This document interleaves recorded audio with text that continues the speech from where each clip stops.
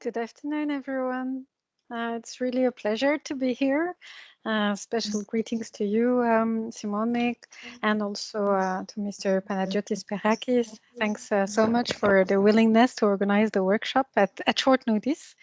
A specific thanks to Indra Bull for the nice cooperation, and to all my colleagues whom I gathered from different departments in the Commission. I hope that everyone found the presentations useful. It's nice also to recognize some names in the audience. I will not name the names I recognize for fear of forgetting someone. I will complement the presentation with the judicial training aspect. I will not repeat what was said by my colleagues, or try not to, because sometimes repetition, is the art of teaching. I will not go in the details of the text of the call, because you can read it. And I don't think that we should benefit by the time that we have together, so that I repeat something that you can read quietly yourselves. Before I start, maybe I can encourage everyone, if they have not done already so, to stand up and to flex, and to and because we've been here for 2 hours, more than 2 hours together, and I have been taking notes. So if you have as well, maybe your shoulders are a bit stiff, and my presentation is the last one. So I will try to keep you awake. But I understand it's challenging after more than 2 hours. We have to be nice with ourselves with online meetings. They are a bit more difficult, I find, than the face-to-face ones.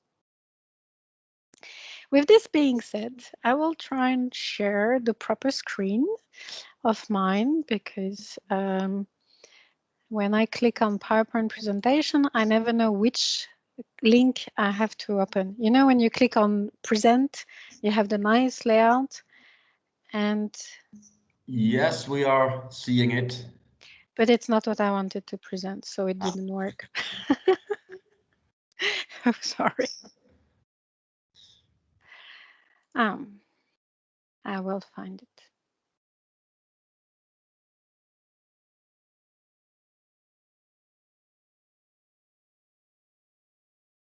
No, it's very funny, because I am seeing things that are not mine. No, this seems indeed something else, yes. Yes. Yes. It seems to be there. Do you confirm? Yeah, we see do's and don'ts of European judicial training projects. Super. Sorry. Like that, I hope that everyone had time to stretch a little bit before I would start. I will present you today the success components of project application. And I will finish with just a few things about how to overcome the difficulties of EU financial support. So I will go through all the different elements that are outlined here. The first advice, you may have guessed it from the previous presenters, we need a detailed description. This is valid for the judicial training call and for the other calls. You must not think that things are obvious. You must remember that the experts who are going to evaluate you are training experts when it comes to training, or are judicial cooperation experts, or e-justice experts when it comes to the other calls.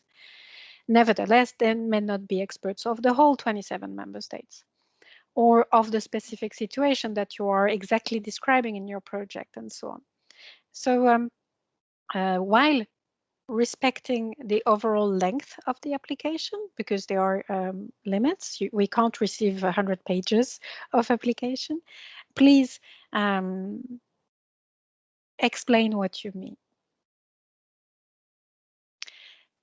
The first important element, which is the first one for the evaluation, is to prove the relevance of the project. And this will be very much in relation to the priorities to start with.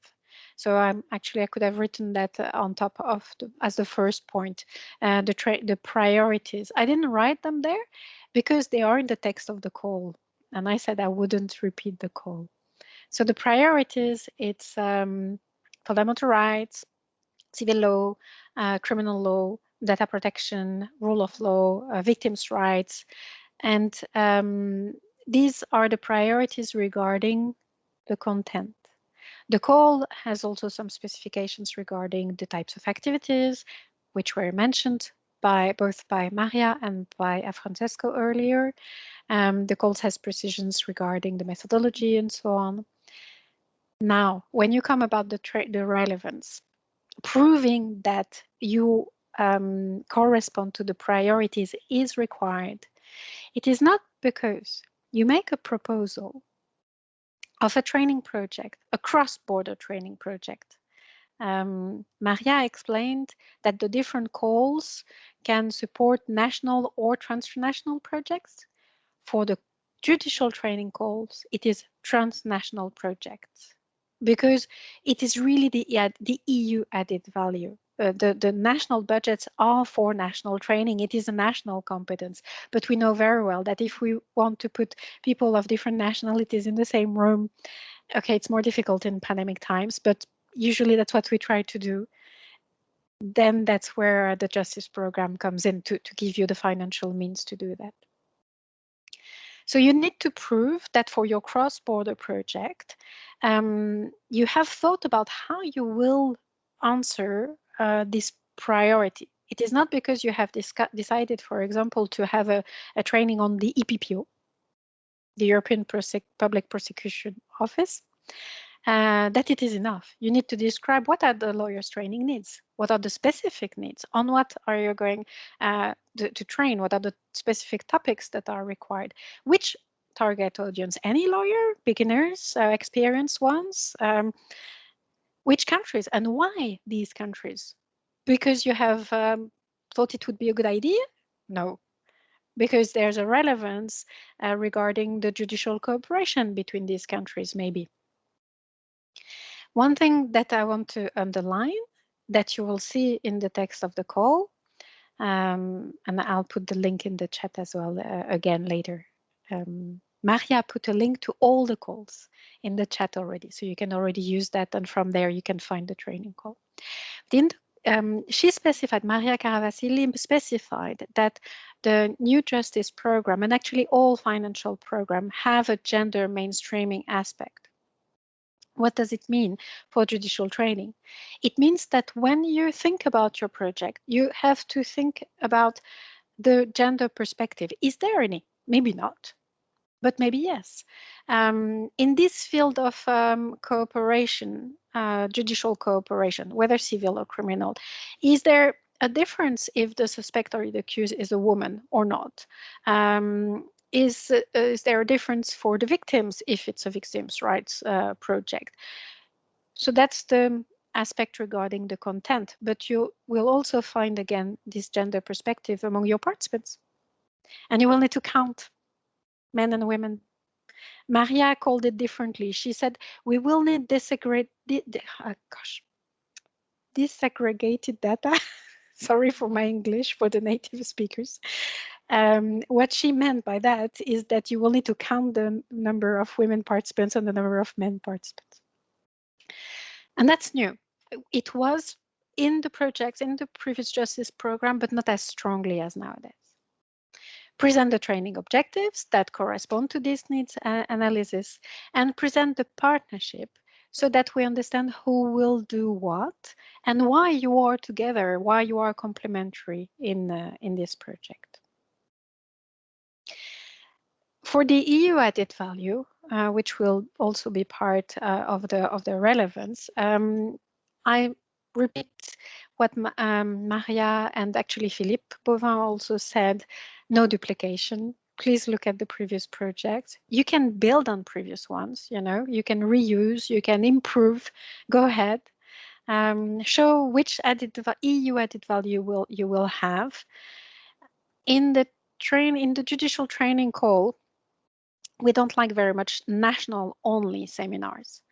It can make sense to have a cross-border project where you're gonna also have training material which are translated not only in terms of language translation, but also in terms of adaptation to the national setting. That can be covered by the call. But the project cannot be mainly about national seminars with national participants only, because as I mentioned, the recognized EU added value for judicial training is the cross-border aspect of the projects. And you can plan interpretation as well in the costs, translation, and so on. Explain also the preparatory activities. These can be seen as details, but we don't know if you think about it. They are part of a good training project. And if you want to make the difference with others that will present applications but don't really know about the world of training legal practitioners, then explain what you mean. How will you select the participants? How do you send the invitations? How do you make sure that you actually have lawyers or maybe other professions in the room if it is a cross-professional project, because you can do that as well, cross-professional projects. What about your trainers? How will you ensure that they are skilled speakers, that they have practical experience, that they are maybe practitioners themselves, that they have experience with multinational audiences as well? It's not the same thing to have to speak in English, which is not your language. It's not the same thing to have to speak with interpreters, maybe sometimes, and so on. How will you ensure that the participants come from the different member states that you announced in the application? And if you mentioned several professions, how will you attract these different professions? Can the training activities give the rights to credits for the participants or certificates for completion? That's usually an added value for lawyers training. Think about mentioning it as well if it is the case. The training methodology is to be described. I put here some links of things that we have done in the Commission, and also I'm sharing what the European Judicial Training Networks has developed. So it is for judicial training, meaning training of judges and prosecutors, but it applies to training of legal practitioners in general. So if you need some tips for lawyers training, you may usefully look at these documents. The links are in the presentation, so you will have them either in the extranet of CCBE or sent afterwards. You cannot only write that the training methodology that will be used will be interactive. This sole word is not enough, because everyone's going to say that, because it's written in the call. In the call, it is written that the training methodology should be interactive. But how? How will you do that? What kind of exercises? What mix of methodologies will you use? What kind of cases? Will they be relevant for different nationalities and so on? Think about including the IT tools. We've been talking at the beginning of the workshop today about the digitalization of justice. Let's make the training projects contribute to that and include the IT tools in the training. If it is on a specific topic, look at what is available out there and should be known and used by the lawyers.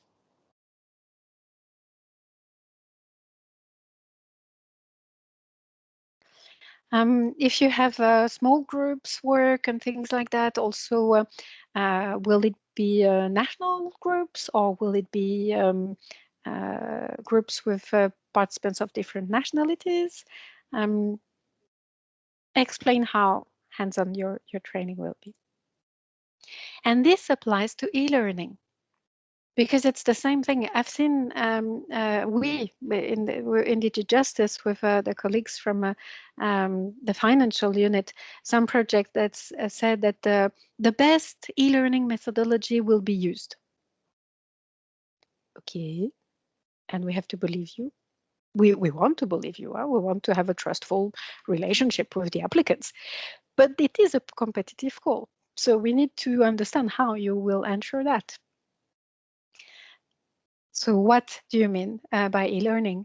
What kind of tools? How will you, I mean, it could be also blended learning used to ensure linguistic preparation. If your seminars will be in English, you may want to help the legal practitioners reach the same level. So maybe you will have some blended learning with some pre-exercises on the language aspect, or pre-exercises regarding the content, so that all participants are brought to the same level.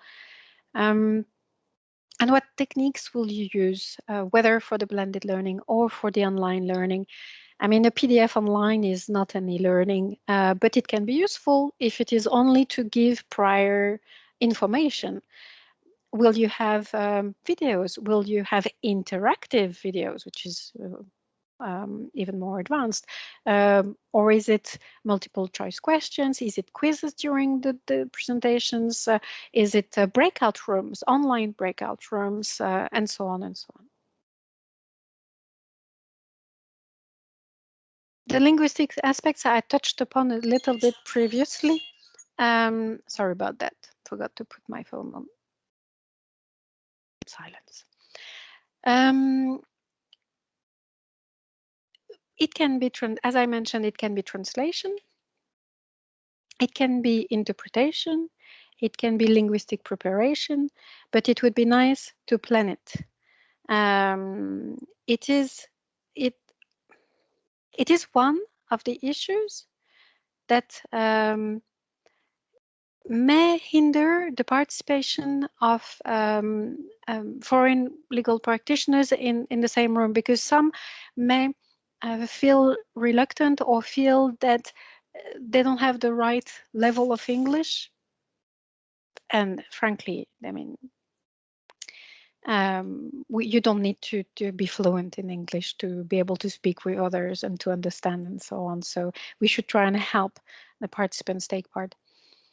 Also, we should try and have new participants take part, because it's not in your interest, it's not in our interest that the same lawyers attend all the seminars that there is on offer. Well, I guess it will not happen that often, because a lawyer in training is not a lawyer earning money. So I guess that, yeah, you choose carefully which training you attend.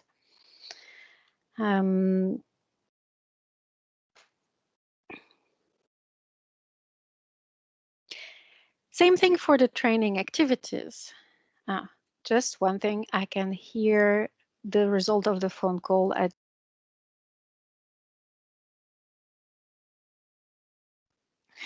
the advantages of teleworking. Sorry about that.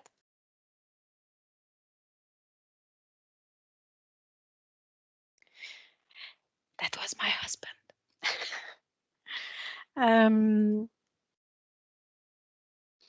The training activities. I just wrote a few elements here on the slide, but the idea is the same thing, is to make you think about the different elements that you should specify in your project. Don't take it for granted. Ensure also something that Philip said, that there is a correspondence between part A and part B. So it may be a bit theoretical, this part A and part B thing, when you have not applied for EU fund yet. But in part A, it's the summary of the project, the list of partners, and the overall budget. In part B, it's all the details. Well, make sure that between the beginning and the end, when your project evolved, you actually have the same thing, it's important. What types of activities? How long will they last? How do you want us to have an idea of the value for money if you tell us there will be a seminar or even 8 seminars for that matter, but you don't explain how long they will be? It may have a different of costs for face-to-face seminars. Which nationalities, the number of participants, the content, the profile of the participants, time for networking. When we are in the field of judicial cooperation, when we want the lawyers or the legal practitioners to create networks among themselves, someone that they will be able to pick up the phone later and call because actually they have a case where it's the legislation of that country which is involved and they are not too sure about how to go about it. Well, this is possible even in online training. Even in online training, it's just that it has to be thought differently. Online training is not face-to-face transferred to online. It's different times, shorter duration, different formats. You can use breakout rooms. You can use random breakout rooms. You can plan the networking with the participants, make them know each other.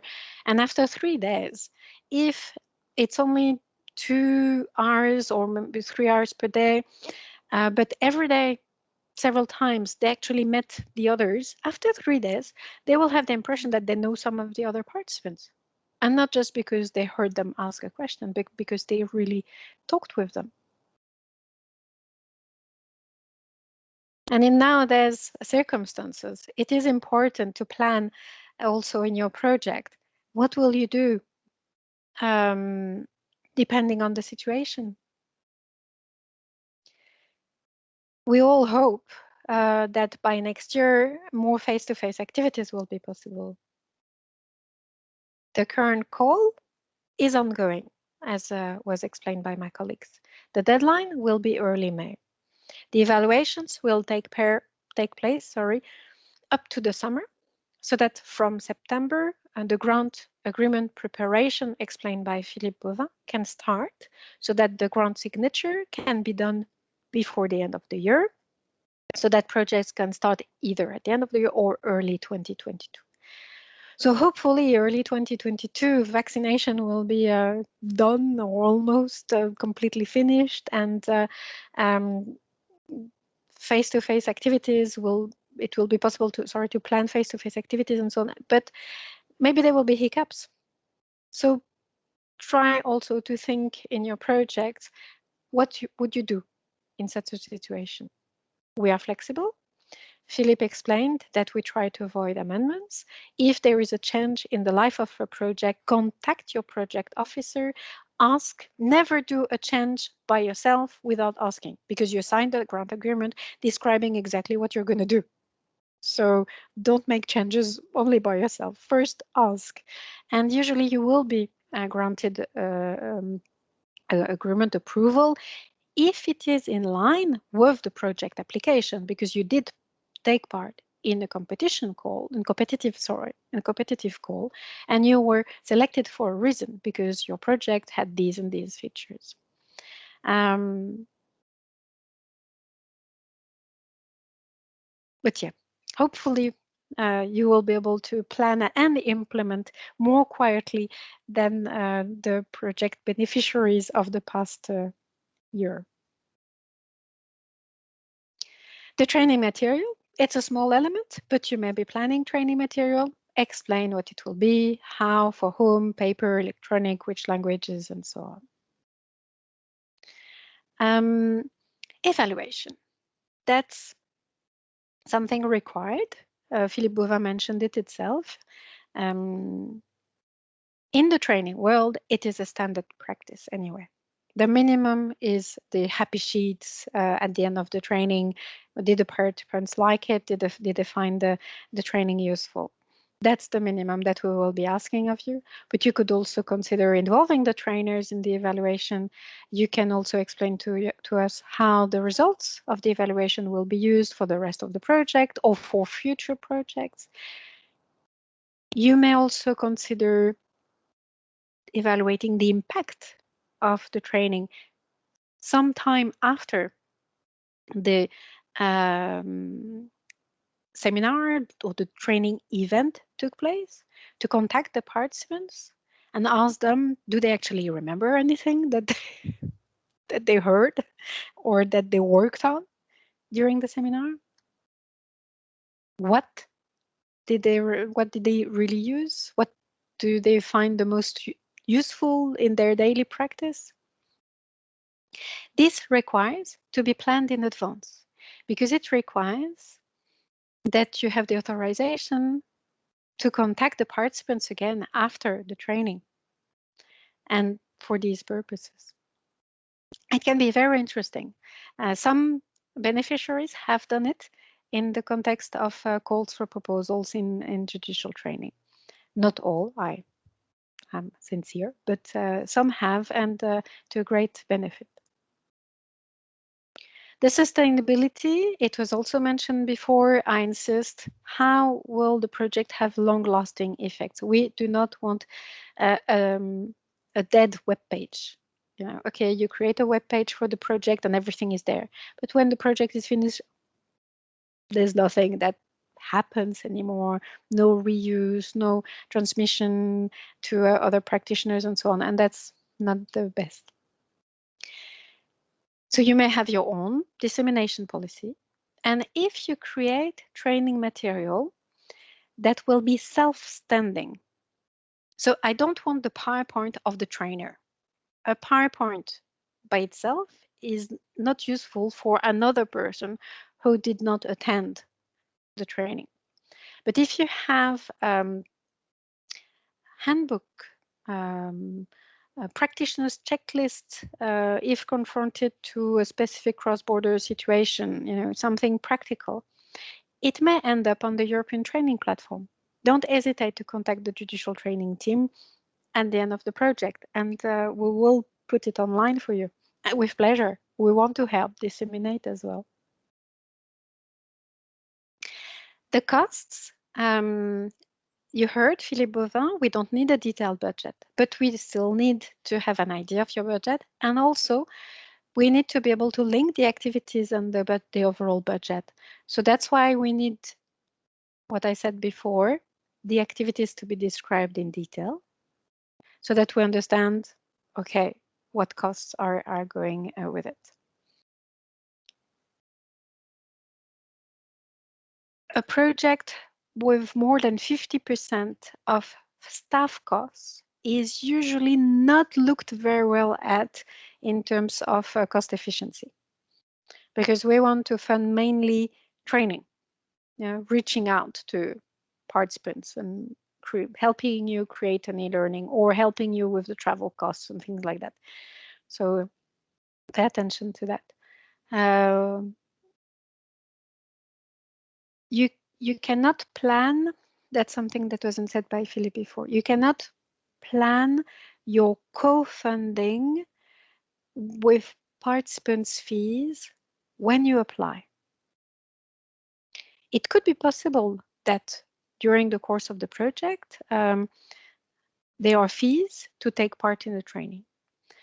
But what the European Commission requires is that you tell us that you have the co-funding means, and it's only 10%, so it's not much. So you need to have that secured, even if afterwards, when you implement, actually part of that co-funding comes from participants' fees. Nevertheless, when we talk about participants' fees, you may think twice with such a high level of co-funding, because it may be a deterrent to participation. For lawyers, maybe a bit less, because most of the time the lawyer can deduct the fee from its taxes, from his or her taxes and so on. But if you want, for example, to attract judges, judges with participants fees, they won't come. So don't come to tell us afterwards, oh, but the judges didn't come to our cross-professional training. Yes, they don't have the means for that. It's not like lawyers who can deduct it from their taxes. So yeah, factor that in your budget. I put a final conference with a question mark, because depending on how it's planned, I've seen the best and the worst. Some meetings where it was the project coordinator, one representative per partner, and a few commission guests. I don't want that. That's not a useful final conference. But if you have an idea that at the end of the project you can bring together even other stakeholders and so on and share the benefits, okay, why not? Explain to us why, what the usefulness would be. I will come to an end so that we have a little bit of time. I can already see a hand raised.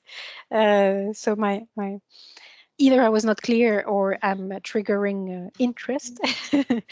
I have a few, just a couple of more slides to present.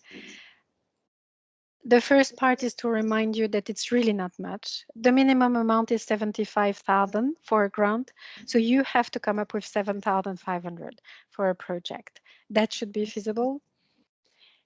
You may also consider that to apply for a project is a big burden. Then don't do it every year. Plan it for a 2-year or 3-year project, and plan several activities in your application. I just explained to you that you should describe all details. Nevertheless, if some details are not there, tell us, okay, these and these are not yet there yet because they are being planned. They must not be essential elements of the project. Let's be clear, but it's possible. You can see as well that the success rate is actually usually half or a third of the project. So it's not only 10% who get there. And you just all had a presentation of my colleagues, of me, to explain to you the do's and don'ts and so on. So maybe it increases also your chances a little bit. We don't fund only big projects. They do need to have a minimum size, 75,000, but it can be small, medium, or bigger project. And do not be discouraged, because the European Commission always tries to have evaluation reports, they are called evaluation summary reports actually, that are detailed, that explain what is good and what is wrong, so that it can actually be used to redraft and to come back next year. And maybe you can try this year, since unfortunately this year, because of the issue of the late adoption of the justice program and so on, we have short deadlines. The call will be open this week and the deadline is early May. We are aware of the fact that it's short to plan a cross-border project. Nevertheless, you may want to try. And if it's not successful this year, then you have a year to work again with your partners to reapply with an even better proposal for the following year. Do not think that everything is for the coordinator. Share it and work on it with the others, and maybe start to apply with a partner. I saw, I think I saw Alonso somewhere in the in the participants, for example. Okay, so I will stop here because I was long enough. I'm available for any questions, but I also put in the next slide the email of the judicial training team.